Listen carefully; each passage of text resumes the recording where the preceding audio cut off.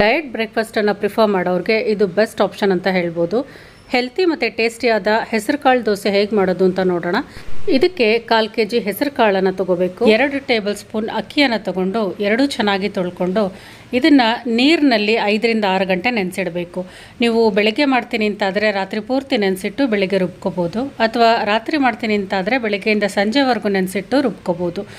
ಇದನ್ನು 5 ರಿಂದ 6 ಗಂಟೆ ನೆನೆಸಿ ಆದಮೇಲೆ ರುಬ್ಕೋಬೇಕು. ಇದಕ್ಕೆ ಹಸಿಮೆಣಸಿನ್ಕಾಯಿ, 3 ಇಂಚು ಶುಂಠಿ, 1 ಸ್ಪೂನ್ ಜೀರಿಗೆಯನ್ನು ಹಾಕ್ಕೊಂಡು ಸ್ವಲ್ಪ ನೀರನ್ನು ಮಿಕ್ಸ್ ಮಾಡಿಕೊಂಡು ಫೈನ್ ಪೇಸ್ಟ್ ರೀತಿ ಇದನ್ನು ರುಬ್ಕೋಬೇಕು.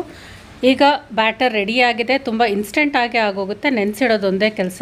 ನಂತರ ಇದಕ್ಕೆ ರುಚಿಗೆ ತಕ್ಕಷ್ಟು ಉಪ್ಪನ್ನು ಹಾಕ್ಕೊಂಡು ದೋಸೆ ಹಾಕುವ ಕನ್ಸಿಸ್ಟೆನ್ಸಿಗೆ ಸ್ವಲ್ಪ ನೀರನ್ನು ಅಡ್ಜಸ್ಟ್ ಮಾಡಿಕೊಂಡು ಈ ರೀತಿ ಬ್ಯಾಟರನ್ನು ರೆಡಿ ಮಾಡಿಕೊಂಡು ಬಿಸಿಯಾಗಿರುವ ಹೆಂಚಿನಲ್ಲಿ ಎರಡೂ ಕಡೆ ಎಷ್ಟು ತೆಳುವಾಗಿ ಬೇಕೋ ಅಷ್ಟು ತೆಳುವಾಗಿ ನೀವು ಇದನ್ನು ಸ್ಪ್ರೆಡ್ ಮಾಡ್ಕೋಬೋದು.